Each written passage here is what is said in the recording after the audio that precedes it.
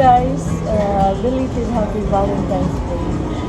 Nandito ako ngayon sa home center kasi walang nagbigay sa akin ng flowers, so bibili na lang ako ng sarili kong flowers. Charot lang guys. Nandito ako sa home center kasi mag-check tayo ng iba't ibang mga hindi ipa-cargo to decorate house. So, ikot-ikot lang at the same time kasi off day. Wala naman tayong date, kaya chill-chill na lang sa mall with my roommate. Ayun guys, check natin kung ano meron. So, first of all, walang nagbigay sa akin ng flower. Titingin na lang ako ng magandang flower dito.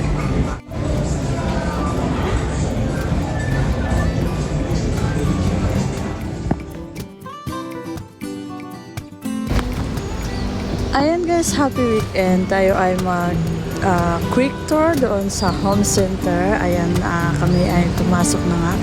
At ito ay maganda dito mamili ng mga home decors at especially sa mga kailangan natin sa kitchen. At ang ganda ng mga furnitures nila. Ayan guys, so magagarang mga sofa seat at chandeliers, center tables, at isa sa napansin ko ay may isang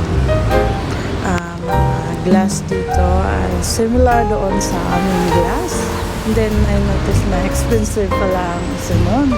So I should be careful na hindi ako makabasag. Ayun, 129 one glass. Ayan, so tuloy-tuloy ang ating pag-ikot. Ayan, mga dining table, super nakaka-impress.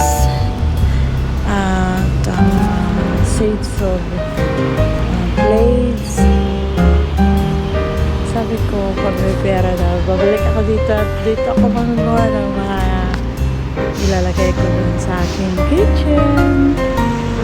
So next ay tatapos ko na ang aking kitchen. Ayun, I really love modern mga table, mga dining sets, dining tables. Ayun, so guys, talagang napakamahal ng mga sets of plates nila kasi kumikinang talaga pati ang presyo.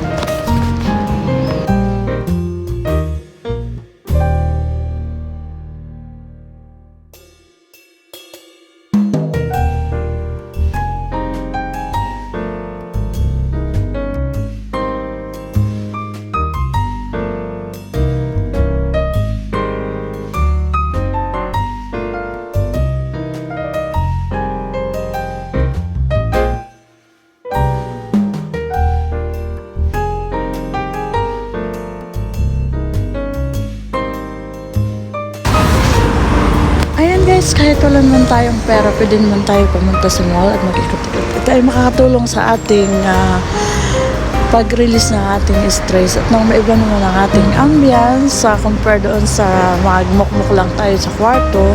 At malaking bagay din to sa amin kasi ang Mall of the Emirates ay walking distance lang, so hindi na kami magta-transport. Ayun, naglakad-lakad lang kami at the same time na-exercise pa kami, nalibang, naaliw. Yun ang isa sa mga buhay dito sa abroad, OFW life. Ayan, so hindi naman kailangan magkaroon ng pera para lang lumabas. And then so ayan, nakabili lang ako ng lunch box. Ano pa ba yung nabili ko?